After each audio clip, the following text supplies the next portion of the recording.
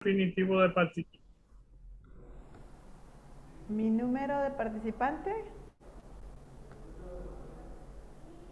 ¿de matrícula o de cuál? Sí, de matrícula. ¿Qué cantidad de alumnos él espera que participen del evento, de la conferencia?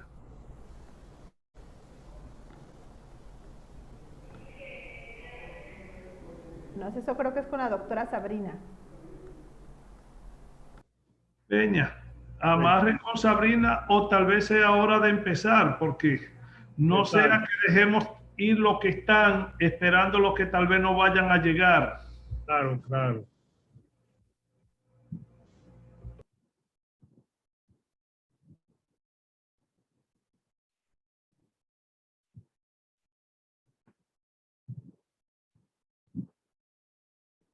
Bueno, para compartir dentro del módulo 2 de alimentación, tengo el placer de compartir con ustedes acerca de 3 temas: seguridad y soberanía alimentaria, tenencia de la tierra y producción y potencial. Soy Jehová Peña, decano de la Facultad de Ambiente y Desarrollo Rural de la Universidad Nacional Evangélica de Santo Domingo, República Dominicana. Para esta experiencia preparé 3 pequeños videos que los mandé hace unos 10 días a la Secretaría del Diplomado y lo mandé en PDF también. Además, tengo el PDF abierto y lo voy a usar para esta participación.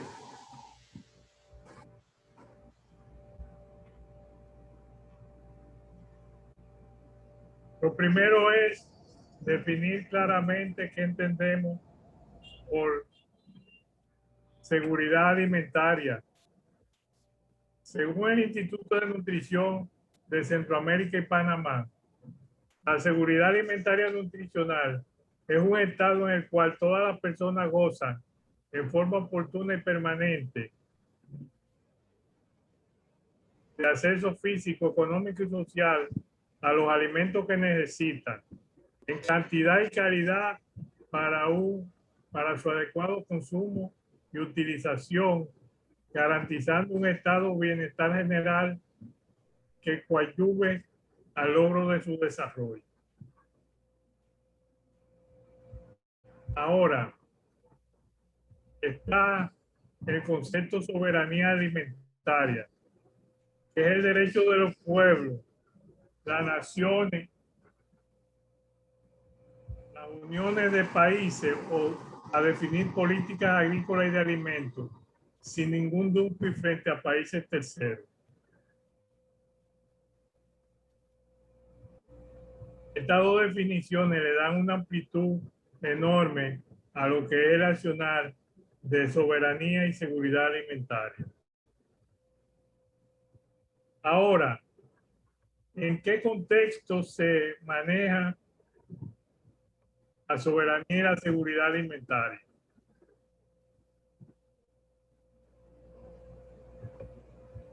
Se maneja en un contexto internacional de acuerdo de libre mercado. Sí, buena.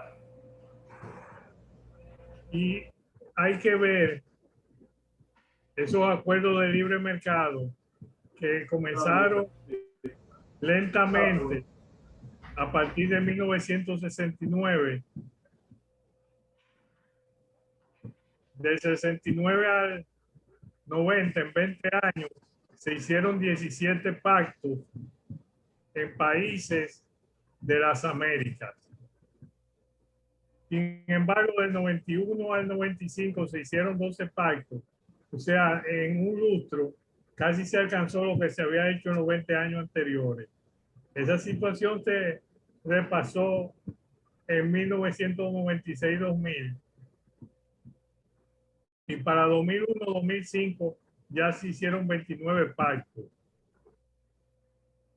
Y para el 2006-2010, 38 pactos, sumando más de 100 pactos para el 2010. Todos esos pactos influyen en la seguridad y soberanía alimentaria. ¿Cómo influyen esos pactos? Bueno, los países acordaban proteger renglones productivos, pero desmontar esa protección aduanera para llegar a niveles en que los países, en que los importadores pudiesen importar fácilmente. Y eso dio lugar a que los países latinoamericanos cambiaran en su gobierno la fuente principal de ingresos. Hasta 1990, la fuente principal de ingresos de los gobiernos centrales eran los impuestos aduanales. Sin embargo, de 90 para en adelante, con la creación de la Organización Mundial del Comercio, la mayoría de nuestros países fueron haciendo cambios en sus sistemas impositivos y en su estructura de cobranza. Por ejemplo, en República Dominicana se fundó la Oficina Nacional de Impuestos sobre la Renta y la Oficina de Renta Interna. Se fundieron en la Dirección General de Impuestos Internos y esa nueva dirección es la fuente recaudadora principal de ingresos del país, del gobierno central.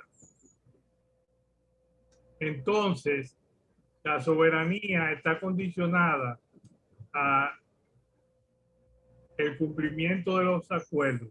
La mayoría de los ministerios de Agricultura de Latinoamérica tienen una oficina que se llama Oficina de Tratados Comerciales, que es la oficina que le da el visto bueno a las políticas de soberanía desde la perspectiva de la producción.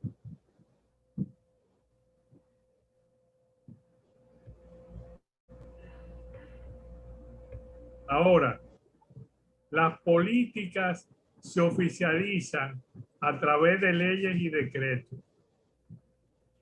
Cualquier país puede decir que tiene una política, pero si no la ha oficializado en leyes y decretos, esa política no es estable.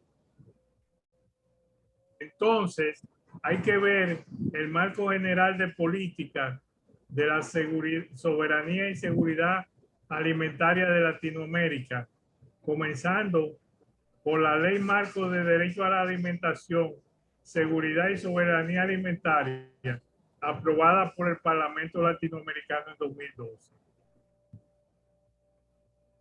Con esa ley marco, los países comenzaron a hacer leyes individuales.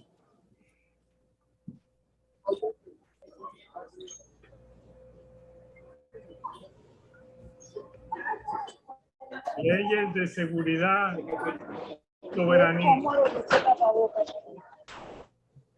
Y los países que hemos identificado que tienen marcos legales son Argentina, Bolivia, Brasil, Ecuador, Nicaragua, Uruguay, México, Colombia, Honduras y República Dominicana.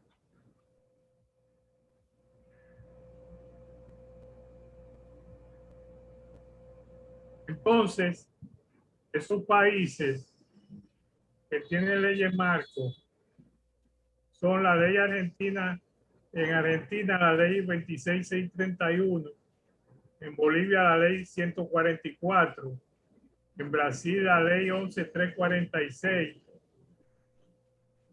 en Ecuador la ley sin número orgánica de régimen de soberanía alimentaria, en Nicaragua la ley 693, en Dominicana la ley 58916,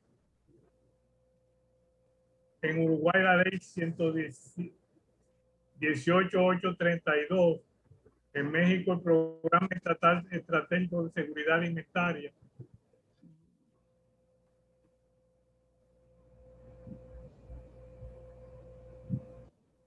en Colombia el proyecto de ley 203 todavía no está terminado, y en Honduras el decreto número 25/2011. Ahora bien, una vez un país tiene el marco legal, necesita tener un plan estratégico nacional de seguridad y soberanía alimentaria y nutricional. Ese plan, para estar en condición de ser realizado, tiene que estar asumido por la más alta instancia del país. Por ejemplo, la Presidencia de la República o el Ministerio de la Presidencia o la Secretaría de la Presidencia según el caso. De manera que todos los ministerios o secretarías de Estado estén en condiciones de darle seguimiento a las pautas de ese plan. ¿Por qué? Porque de un lado está lo que es la producción de alimentos, la producción sostenible, la producción y comercialización de alimentos inocuos, y por otro lado está la demanda. Si tenemos producción de alimentos y no hay capacidad de pago en la población, entonces esos alimentos terminarán siendo importados y tendremos desnutrición en los hogares. O sea, hay países que exportan más de lo que la producción da para exportar y para el mercado local, pero eso se debe a que no hay capacidad de pago y eso da lugar a desnutrición. Y la seguridad y la soberanía alimentaria se logran cuando existe un nivel estable de nutrición en la población. En algunos países, la seguridad alimentaria, las leyes están asociadas a que la dirección sea agrícola y los programas de seguridad alimentaria se han convertido en programas de incremento de la producción. Sin embargo, una estrategia de seguridad alimentaria conlleva a todos los sectores, conlleva el sector salud, conlleva la generación de empleo, para que con la generación de empleo haya ingresos, conlleva la educación en nutrición para que las personas aprendan a nutrirse, conlleva la penalización de malas prácticas, y para penalizar malas prácticas e incentivar buenas prácticas conlleva nuevas estrategias de asistencia técnica a los productores y a los miembros de la cadena de suministro. En esencia, la seguridad alimentaria y la soberanía alimentaria, incluyendo la nutrición, son temas holísticos que tienen que ser asumidos por el grueso de las instituciones de los países. O sea, no hay un ministerio en condiciones de asumir todos los aspectos que tienen que ver con la seguridad alimentaria. Por ejemplo, un ministerio de obras públicas puede contribuir con la seguridad alimentaria, dándole mantenimiento apropiado a los caminos vecinales donde se producen los alimentos más comunes para la comunidad. En esto entra el factor cultural y se ha visto que los pequeños agricultores son los grandes suplidores de los componentes de la alimentación cultural de los países. Quisiera parar acá para ver si tienen alguna pregunta para quien le habla.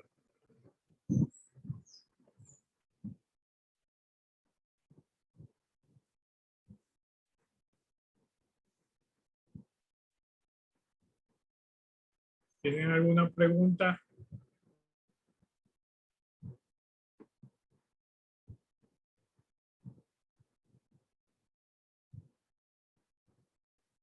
Bien.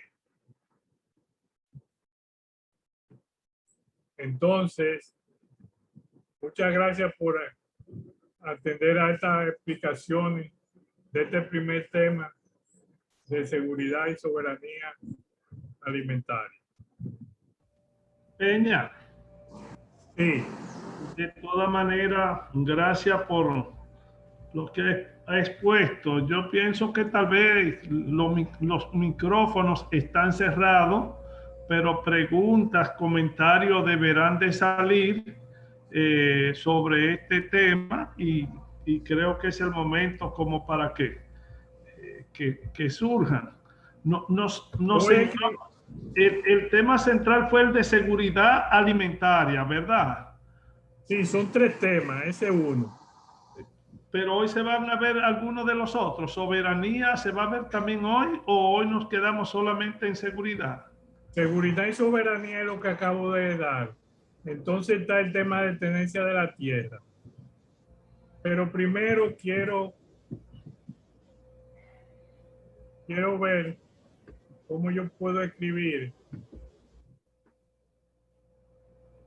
¿Cómo? para ver si tienen alguna pregunta.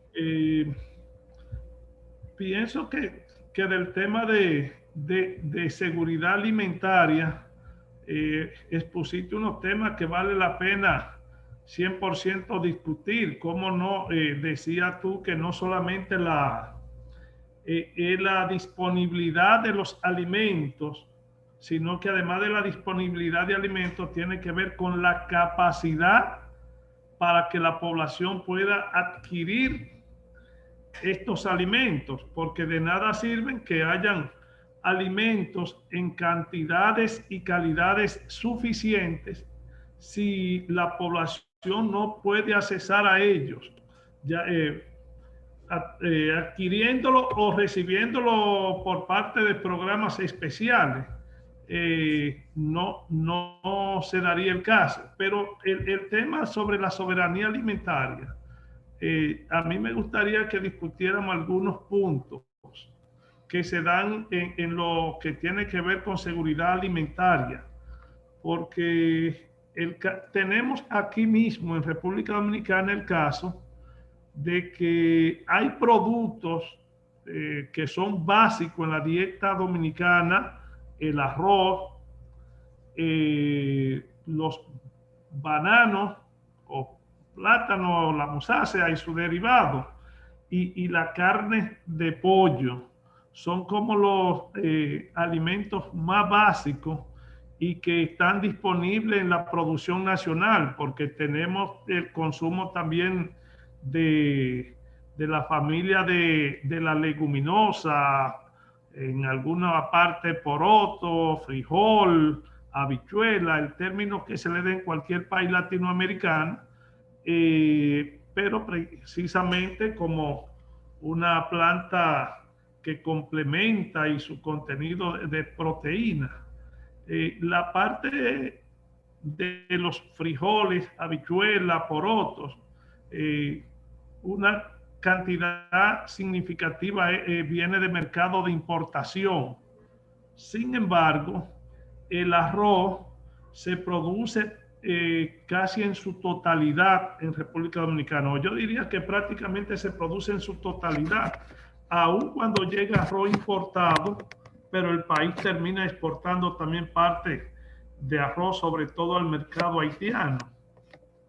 Y en el caso de pollo, también tenemos una alta producción de pollo. Prácticamente alguien podría decir, somos autosuficientes en la producción de arroz y de pollo que consumimos. Pero la pregunta es, ¿somos soberanos en la producción de estos alimentos? Cuando entonces dependemos de insumos importados para producir estos alimentos. ¿Me escuchaste, Peña? Sí, claro. Esto es lo que dice. Voy a repetir la definición de soberanía alimentaria. Es la definición de vía campesina que ha sido asumida internacionalmente. Es el derecho de los pueblos, las naciones o las uniones de países a definir su política agrícola y de alimentos sin ningún dumping frente a terceros. Fruto de los pactos internacionales, ya se admite como parte de la soberanía la importación siempre y cuando no sea haciendo dumping, siempre y cuando no sea manejando el comercio internacional de manera irregular. Por ejemplo, el Valle de San Juan producía el 85% de la habichuela del país y resulta que ahora el Valle de San Juan se está dedicando poco a poco a los invernaderos. Es una estrategia de exportación contando con que va a generar ingresos al país que van a permitir importar la habichuela. Por eso cada país tiene que hacer su plan de seguridad y soberanía alimentaria, porque dependiendo de su política de comercio, podrá definir claramente el plan. En el sentido estricto, nosotros no somos soberanos en esos rubros porque importamos todos los insumos de la producción de pollo, de cerdo. Sin embargo, lo compramos tan barato que nadie se ha opuesto a eso. En el sentido estricto, no somos soberanos. En el sentido práctico de la definición de comercio internacional, si se toman en cuenta los acuerdos de comercio, entonces podríamos decir que tenemos un alto índice de soberanía.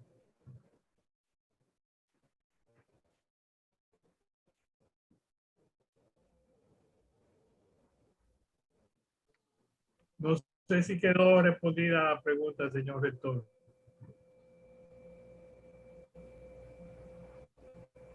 Sí. No sé si señor, de los que están aquí tienen visualizado la producción de alimentos así más fuerte de su dieta, tal como hice mención en carne, sobre todo de pollo.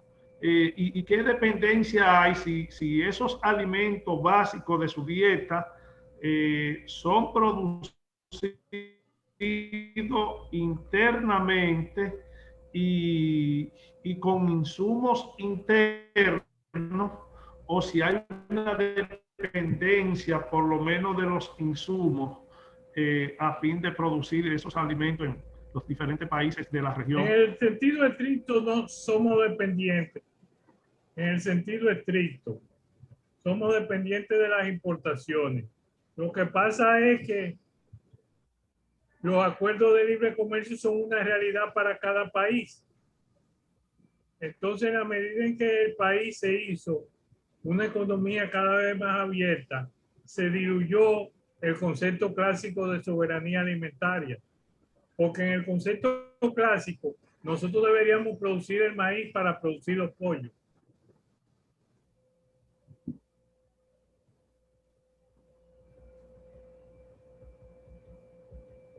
Profesor Peña, ¿puedo hacer una pregunta? ¿Cómo no? Será un placer. Mi nombre es Abel Pérez, soy de Villahermosa, Tabasco, México, de la Universidad Alfa y Omega. A mí me llama la atención lo que están comentando porque la soberanía alimentaria y la seguridad alimentaria se me hace un fenómeno económico, básicamente, regido por la oferta y la demanda, por la cadena de suministros para la producción, por las necesidades de cada país. Y me llama mucho la atención que se haya establecido unas leyes o un marco jurídico que me da la idea como que quiere garantizar que los países alcancen la seguridad y la soberanía alimentaria por decreto y no están considerando los elementos económicos de ese proceso. En el caso de México y la vecindad que tenemos con Estados Unidos, pues somos un mercado complementario para toda la producción que tienen ellos. Consumimos una gran cantidad de alimentos que vienen de allá y ellos tienen muchas reservas para la compra de cosas que están aquí en México y que las compran solamente si les conviene. Entonces yo quisiera saber cuál es la función de las leyes o qué nivel de tratados o acuerdos, qué fuerza tienen realmente para poder hacer un intercambio más equitativo entre países de diferente tamaño. No sé cómo sea en sus países, pero aquí la vecindad con Estados Unidos nos hace el país pequeño. Gracias. Sí, sí, ustedes son el país pequeño, pero tienen un plan nacional de seguridad alimentaria. México tiene su plan. El nivel de ejecución en la práctica para estos temas, yo puse como práctica revisar las leyes y los planes de los países. Fíjate, es verdad que hay asimetría, pero es verdad que existe el hambre y existe la desnutrición. Y la constitución de nuestros países, por lo menos la dominicana, manda a los gobiernos a asegurar el bienestar de los ciudadanos. Y el bienestar comienza con la nutrición. Entonces, desde esa perspectiva, hacer una ley de seguridad alimentaria, respetando el marco del comercio, es viable. Por ejemplo, nosotros tenemos planes como la alimentación escolar,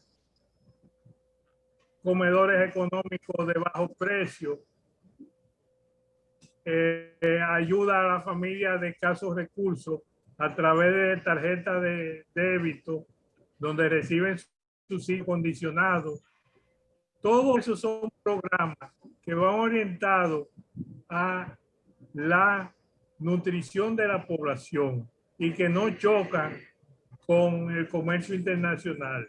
Es desde la perspectiva del bienestar de la población, de la salud de la población, que nosotros hacemos planes específicos. Y esos planes específicos tratamos de solventarlo con la producción local. Pequeños productores, desayuno escolar producido con alimentos producidos en el país. Sí, sí me queda clara la idea. Gracias, profesor. Y Peña, tal vez los dos conceptos se complementan, pero también tienen su divergencia claramente. Y por eso existen los dos. La seguridad alimentaria, el enfoque es que toda la población reciba el suministro de alimentos seguro y en calidad, ¿verdad? Pero toda la población llega a tratar de medir a nivel de hogares y obviamente también de que sea fluido y seguro. Y en ellos se contempla o se complementa con se valen las importaciones para complementar. La soberanía alimentaria es más político, diría yo, más porque está centrado más en asegurar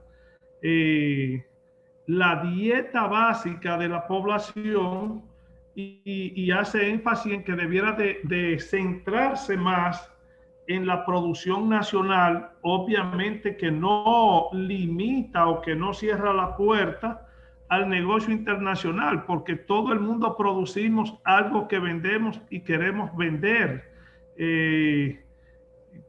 Los países, unos cuantos países desde México hasta Ecuador, entiendo yo que producimos cacao que importamos y va al mundo. Varios países, entre los cuales latinoamericanos, Colombia, Centroamérica, en algún momento República Dominicana y México, son exportadores netos de café y esperamos seguirlo vendiendo y todo el mundo quiere vender lo que produce.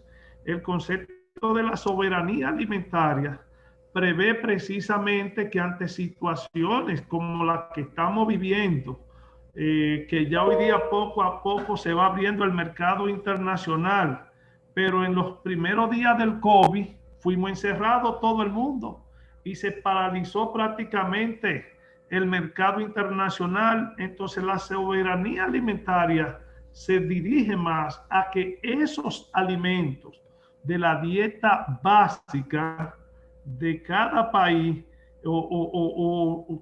orienta o vamos a decir debe ser el objetivo deseable, que se suplan principalmente esos alimentos, que se aseguren para que no se corten cadena alimenticia, porque aunque todo el mundo necesita el café para y consuma su café, o consuma, mucha gente consuma el chocolate, otros consuman, bueno, ya ese no lo voy a mencionar, no es alimentos, tabaco, pero por decir productos que se consumen, no es lo mismo que decir el producto o el alimento que tiene que ver con el desayuno, con el almuerzo, con la cena de esa población, que también es variable por la región, por la cultura de cada uno de los pueblos.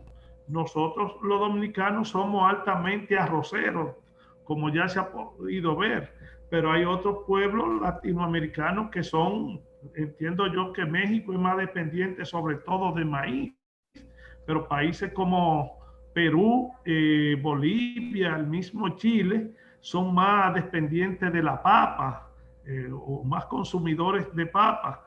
Entonces, que esos productos de la dieta básica estén los controles de producción en el país. O sea, creo que es el centro de la seguridad, de la soberanía alimentaria sobre todo, sin quitar, obviamente, de que el mercado es una realidad y nadie va a producir todo lo que consume.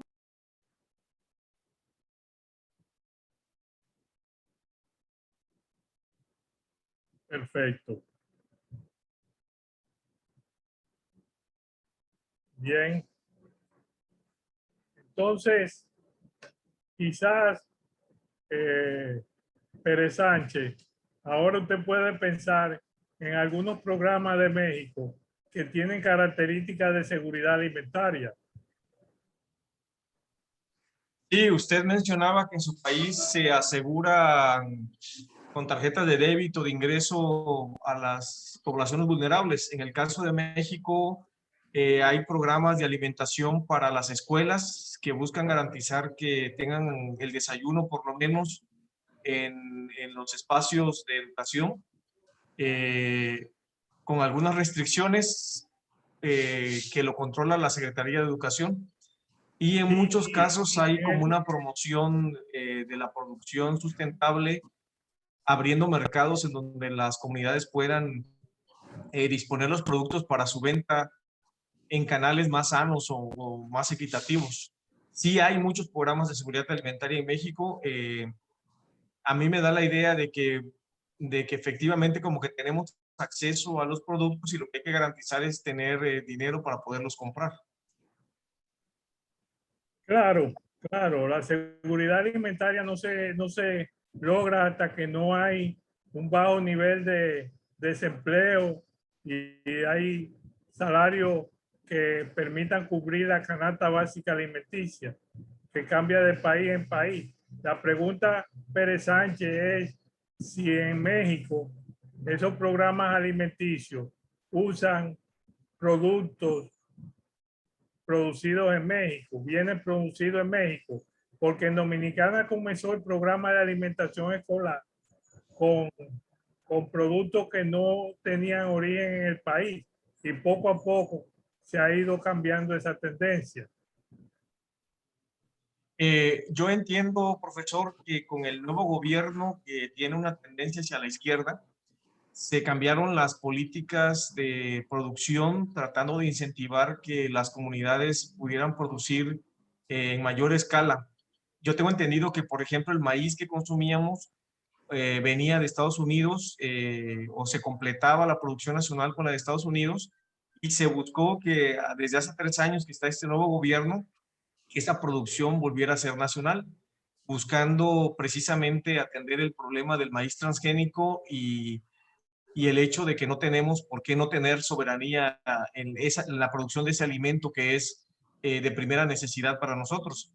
Sin embargo, yo pienso que los cereales, por ejemplo, siguen siendo importados de Estados Unidos en su mayor parte porque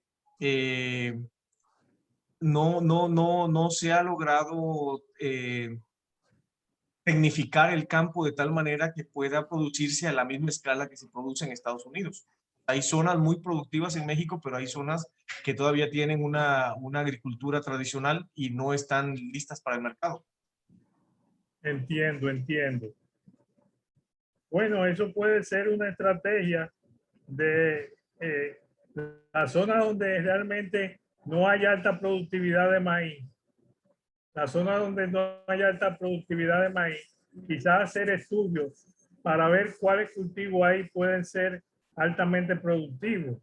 ¿Qué es lo que ha pasado? Nosotros somos una isla subtropical y en la latitud en que estamos hay poca tierra en América y eso nos permite, por las condiciones montañosas, tener muchos microclimas y en cada microclima se han ido desarrollando producciones diferentes, tanto para el mercado interno como para exportación. Y eso ha dado muchos resultados. Bien. Entonces,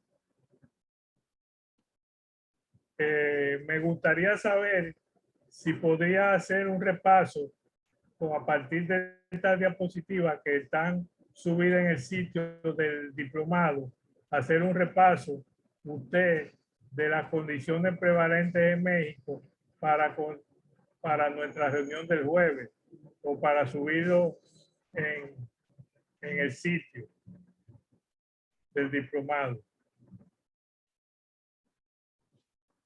El segundo aspecto que me toca tratar es tenencia de la tierra. Quedan 40 minutos y podríamos darle una visión rápida a ese producto.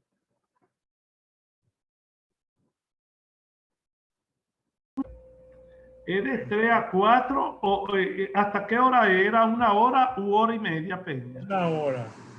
Si era 1 hora, quedan 20 minutos. 18. Sí.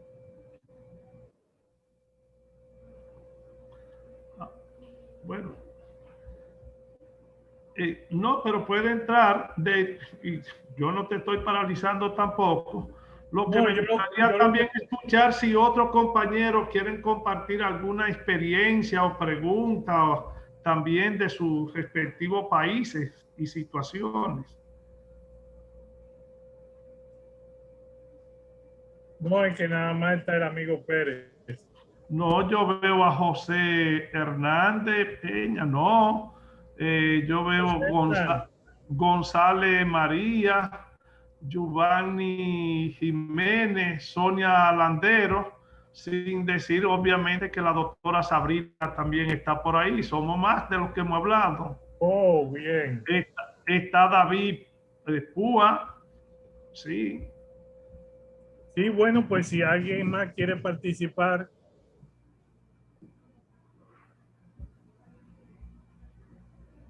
De los 10 participantes, sí, es que no soy muy ducho en Zoom. No, está bien, tranquilo. Nada, pues entra al otro tema si nadie tiene pregunta o inquietud.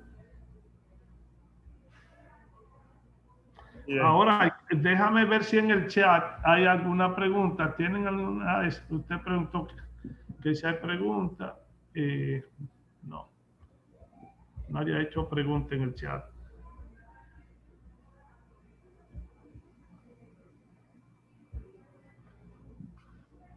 Peña, disculpe, dele para adelante.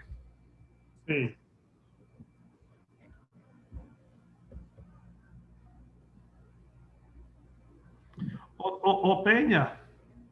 Peña. No le oigo. Permítame hacer una pregunta al revés. Perfecto. Tal vez los compañeros han sido sorprendidos. ¿Era este el tema que los compañeros y compañeras tenían y si no era este tema, tienen algún otro tienen alguna pregunta orientada hacia otro tema? Porque aun cuando no se les responda, tal vez necesariamente ahora, se puede usar como elemento para un segundo espacio.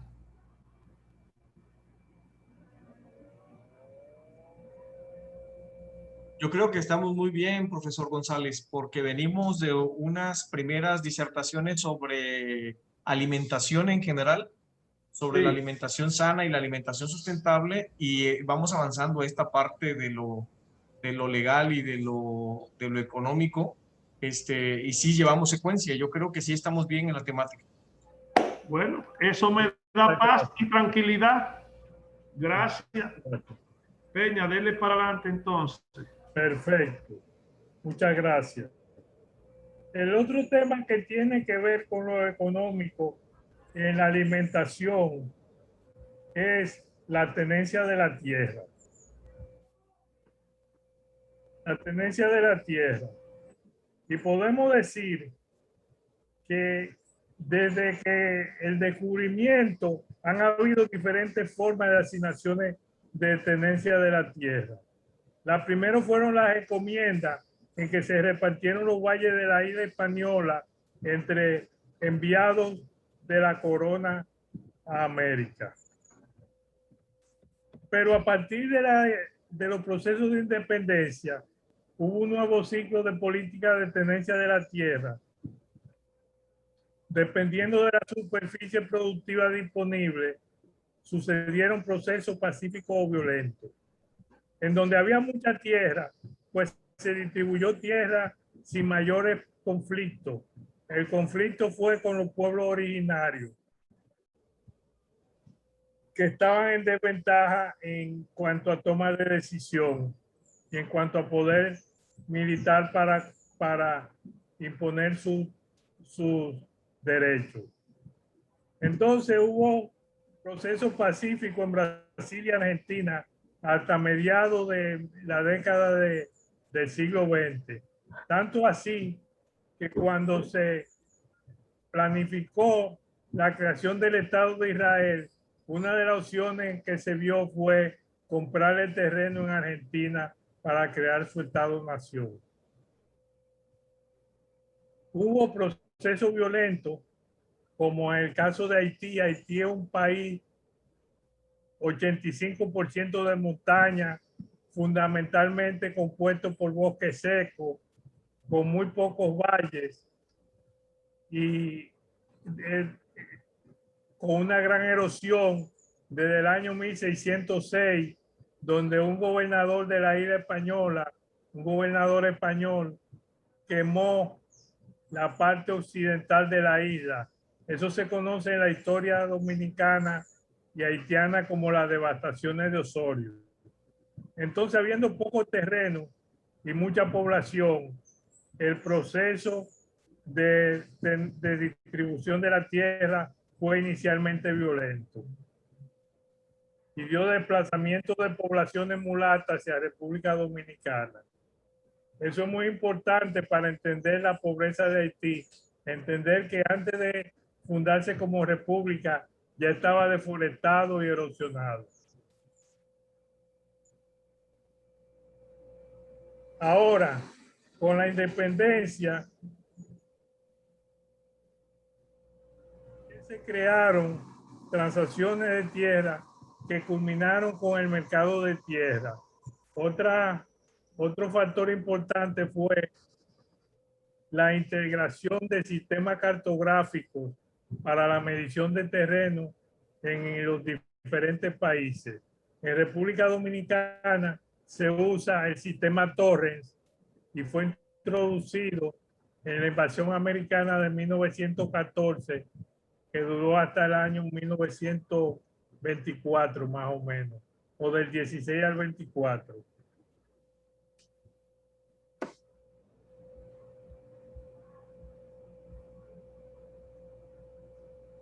Ahora, hablemos un poco de la reforma agraria en el siglo XX.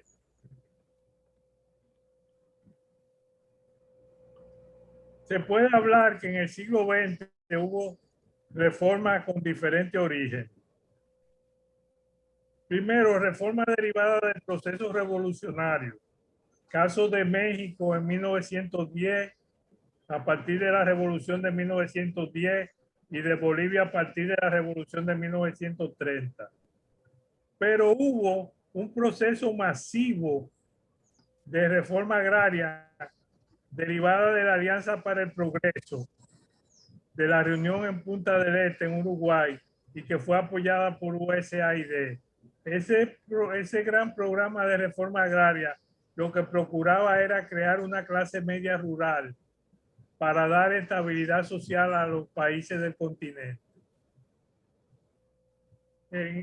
Y ahí se hicieron infraestructuras de riego y construyeron presas hidroeléctricas.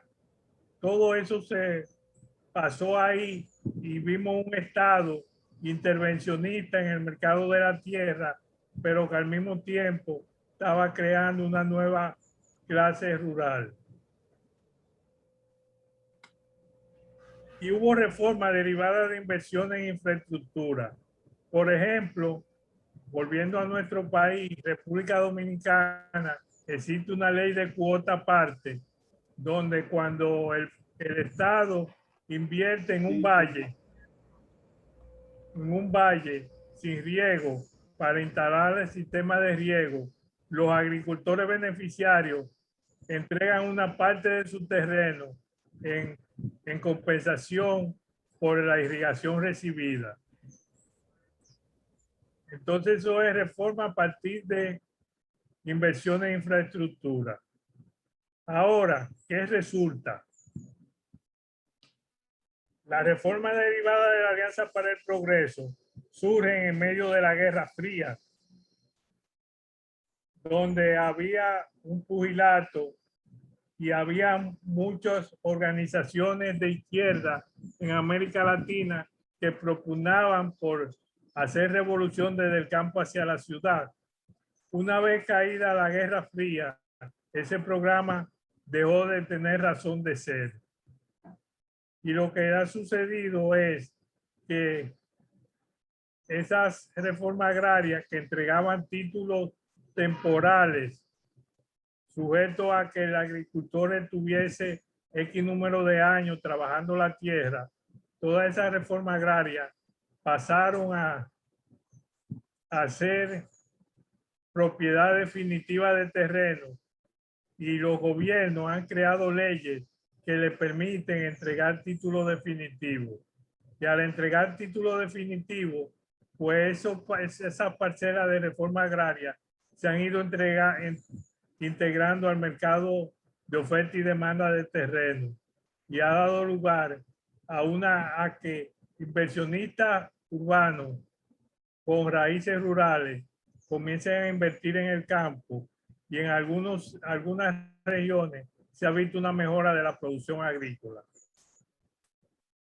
También hay casos de latifundios gubernamentales que, al ser vendidos, a ser estatizados, fracasaron en su proceso de privatización, y la solución final ha sido crear operaciones inmobiliarias de carácter estatal.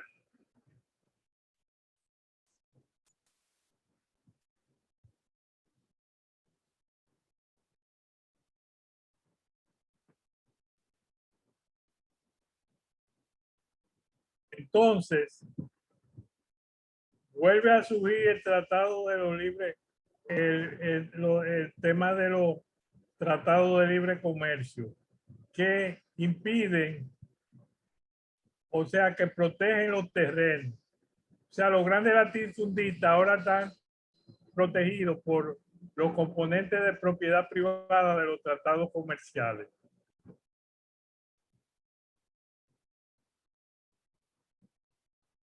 Entonces, por eso yo digo aquí que, aunque regularmente no es un tema discutido, Los pactos de comercio internacional incluyen lineamientos acerca del accionar de los gobiernos respecto a la propiedad privada y apoyo directo o indirecto a los sectores productivos.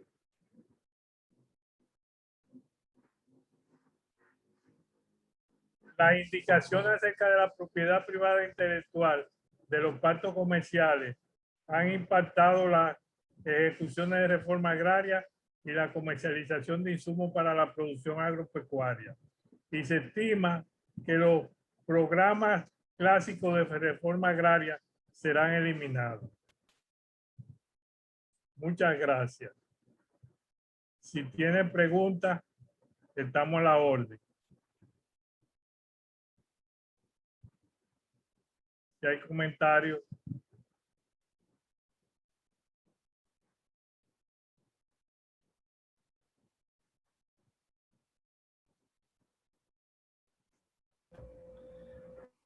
Profesor, efectivamente en la plataforma están estos documentos, ya están disponibles.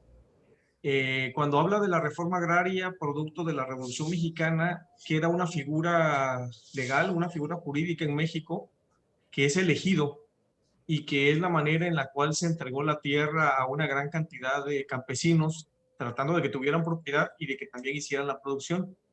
Pero eso generó que la extensión de la tierra se pulverizara de tal manera que a mucha gente le tocó muy poquita tierra, que los hizo improductivos y sobre todo poco competitivos para poder realizar la actividad comercial, y se volvió una actividad de autosustento. Y actualmente lo que se está haciendo son argucias legales para que los propietarios de ejidos puedan volver a entregar la tierra a otros inversionistas mayores. Va a desaparecer la figura o están permitiendo la figura del ejido, y finalmente el campesino se vuelve a quedar sin tierra. O sea, estamos como que reconvirtiendo el fenómeno que usted marca como reformas agrarias, aunque usted dice que ya no va a haber reformas agrarias. Repita la última parte, por favor.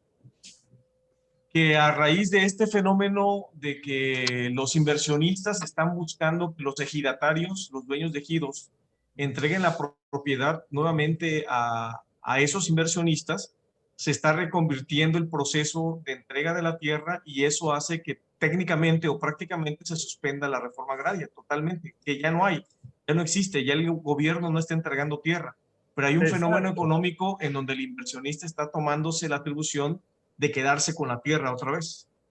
Exacto, y eso se está dejando, hay un laissez-faire en donde no se han cambiado las leyes, pues se está dejando que suceda, y se está asumiendo después que la oficina de reforma agraria transparente con esa, o le dé el visto bueno a esas operaciones, para que esas operaciones sean fácilmente registradas en los registros de titulación de tierra. Sí, ese fenómeno de México es lo que yo me refiero como conclusión de lo que es la tenencia de la tierra, la vuelta a la producción en escala, la vuelta a la producción competitiva, aunque la experiencia que yo he visto es que algunos cultivos no son propios para la gran escala, sobre todo los cultivos demandados por la alimentación cultural, y que siempre habrán pequeños productores. Pues precisamente el caso del aguacate, profesor, que vimos con la pasada profesora de alimentación, el mercado de aguacates en Estados Unidos es tremendamente competitivo, y ahora está asociado a grandes extensiones de tierra en el país, pero también tiene mucho que ver con el crimen organizado. O sea, es una actividad económica de siembra de un producto que tiene que ver con el control de la tierra, y ese control de la tierra lo buscan los cárteles del crimen organizado, y es un fenómeno muy doloroso en México porque precisamente genera mucha riqueza, pero no es una riqueza que beneficia a la población. Bueno, lamentamos mucho esa situación. Nosotros aquí tenemos aguacate, pero no tenemos esa experiencia. Tenemos una zona productora cerca de Haití, en el sur central de Haití, la provincia de Apiña, algunas estribaciones de la provincia de Azua y de San Juan, en la ladera sur de la cordillera central, y cerca de Santo Domingo, en una región llamada Cambita, tenemos producción, y en San José de Ocoa.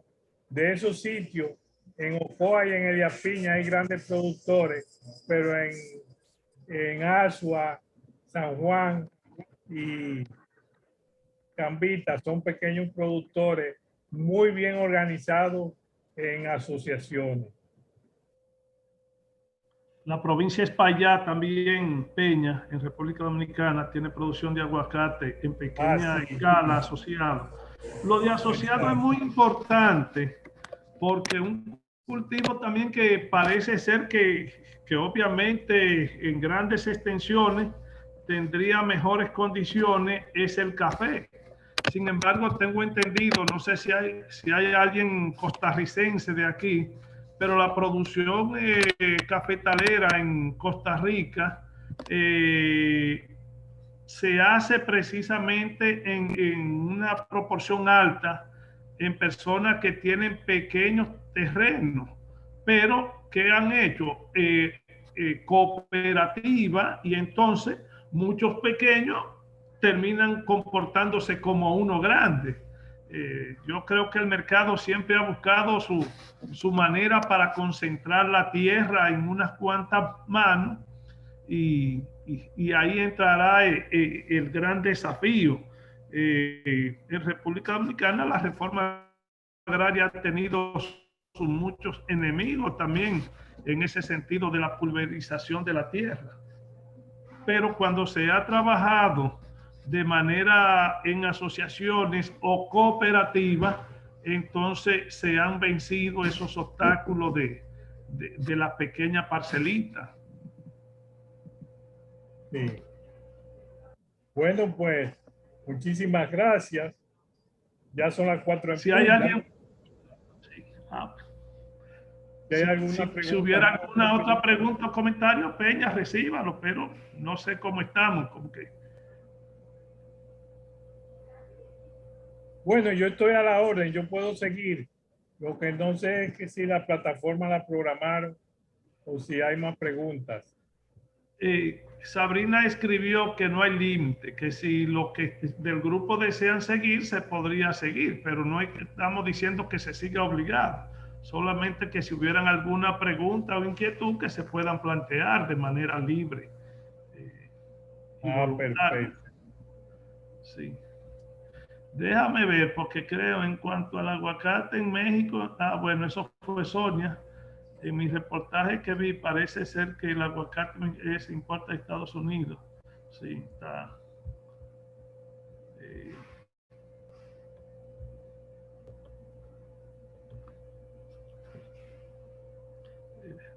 Peña, Sonia escribió eso. Escribió Sonia Landero. En cuanto al aguacate en México, en un reportaje que vi, parece ser que el aguacate mexicano se importa a Estados Unidos, ya que el mercado mexicano es muy caro comprar, por lo que consumimos un aguacate importado más barato. O sea, lo que Claudia está planteando parece que hay un aguacate que se produce en México, probablemente sea el Hass, que se importa a Estados Unidos, mientras que los mexicanos parece que importan otro aguacate de Centroamérica que tiene un precio más asequible a la población.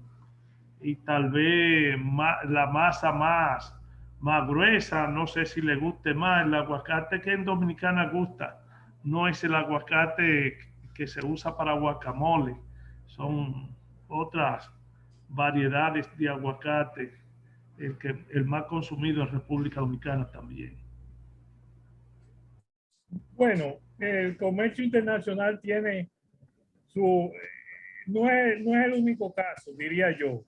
Por ejemplo, Estados Unidos es un gran importador de carne de segunda, carne de tercera, y sin embargo es el principal exportador de carne de primera. O sea que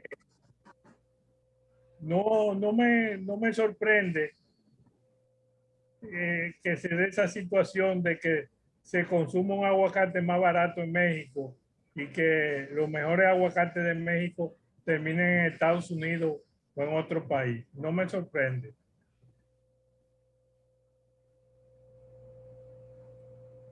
Eso es fruto de la oferta y la demanda.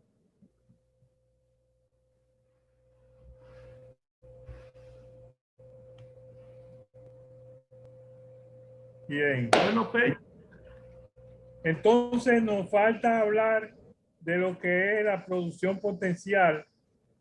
Yo diría que el jueves, yo voy a pedir que el jueves a las 3 tengamos otra conferencia y le voy a agradecer sobremanera que de los PDF que yo subí, uno es la práctica que ustedes deben hacer como estudiantes.